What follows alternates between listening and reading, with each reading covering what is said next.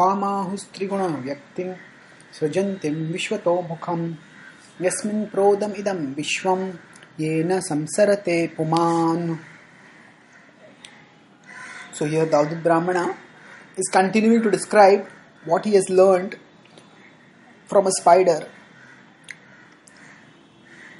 about how the Lord relates with the world. Tamahum, tam ahus triguna vyaktim. Here tam refers to the three modes, to the Mahat Tattva rather, which is the Pradhan with the three modes present within it. Triguna Vyaktim. It is Tahus is said to be Triguna Vyaktim. It is the manifesting as the cause with three gunas. Rajantim, creating, Vishwato Mukham.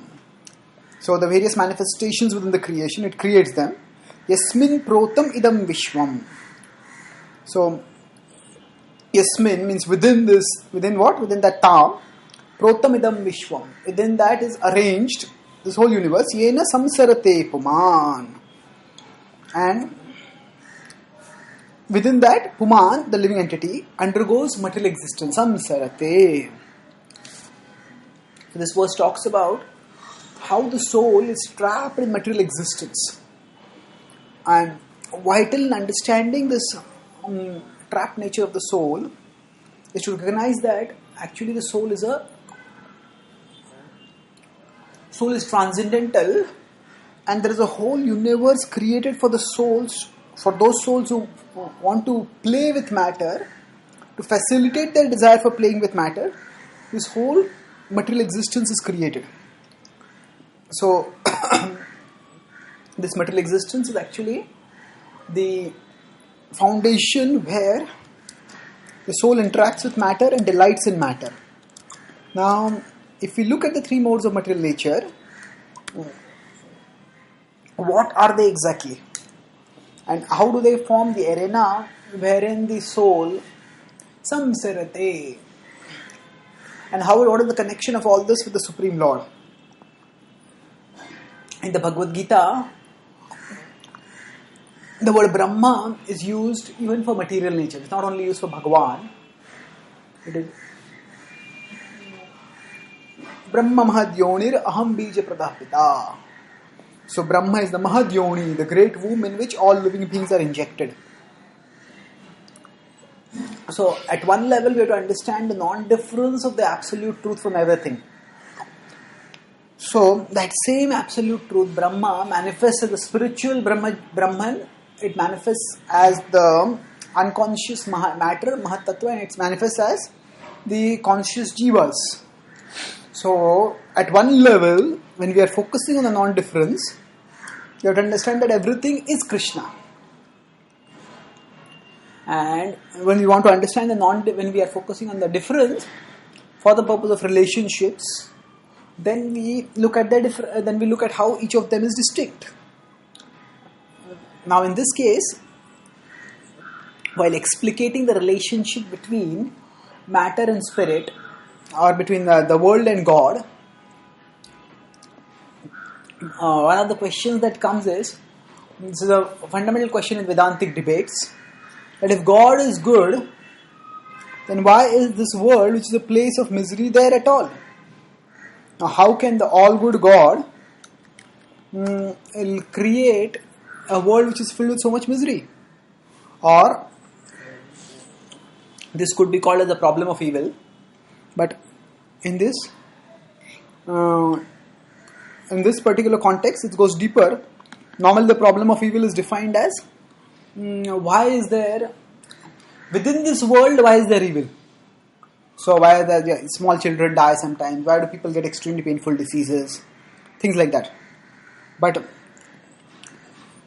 here what Krishna is, here when the Vedanta talks about it, it goes much deeper, and the focus goes on to why is there, how do we understand the existential incompatibility between the existence of all auspicious, all good, eternal spirit Brahman and the existence of a temporary world here. And that answer to that rests on understanding how the absolute truth has energies. So one of the energies, the absolute truth is absolute and pure and transcendental, and the absolute truth always remains transcendental, but the absolute truth has energies, and when those energies, especially the material energy, has free will, especially this living entity, the spiritual energy, separate spiritual energy, the fragmental spiritual energy, has free will. And with that free will, when that free will is abused,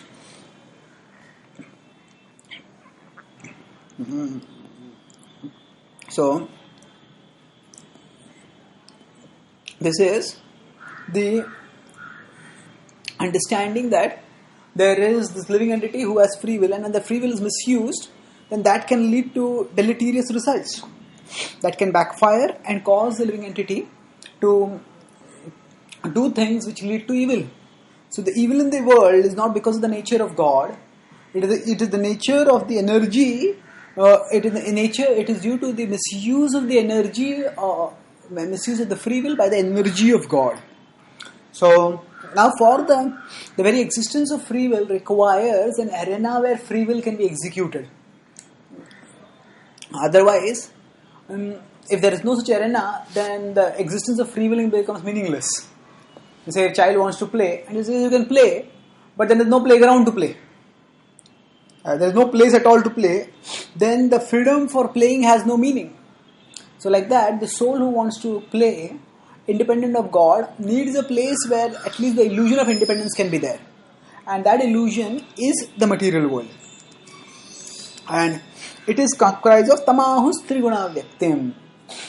So tamahus, so the three modes act as coloring agents for material existence, by which they paint up illusions of different kinds according to the particular desires of the living entities, by which they can try to enjoy this world. So the point is that the living entities in this world are always going to try to enjoy matter, and when they try to enjoy matter, the way they will either succeed or fail, it depends on their particular desire. And if their desire is to live harmoniously, serve the Lord harmoniously, then they will not suffer, then they will not fail. But if they have other desires, then those desires will indeed cause misery. And if they are to get out of that misery, it's important that they recognize the finiteness of material existence, and the finiteness in terms of especially the time span where whatever we achieve, it's lost in due course of time. And thus they redirect their desires towards the eternal. So this material manifestation, which manifests from the Mahat Tattva when activated by the three modes, is the playground, is the arena for the living entity to play according to its desires. And yena samsmarate puman, samsarate. So living entity undergoes samsara over here. So now Krishna is not affected by the evil of this world, and he is not responsible for the evil of this world, because he has given us free will and he has given guidance about how to use the free will properly. And when we misuse it, then it is we who suffer. So the specific correlation of this particular philosophical principle with a spider will be mentioned in the next verse, and the emphasis in general will be on how we can turn towards the Lord and attain the Lord. So tamahus triguna vyaktim srajantim vishwato mukham yasmin protamidam vishwam yena samsarate puman. The Mahat Tattva, which is like we could call it at a level of simplicity analysis, which is like the screen on which the illusion, the movie which played, and the movie captivates the observer. So on the screen, this illusion of material existence is played, and there the living entity becomes entangled. But by turning towards the Lord, living entity can come out of entanglement and attain liberation. Thank you.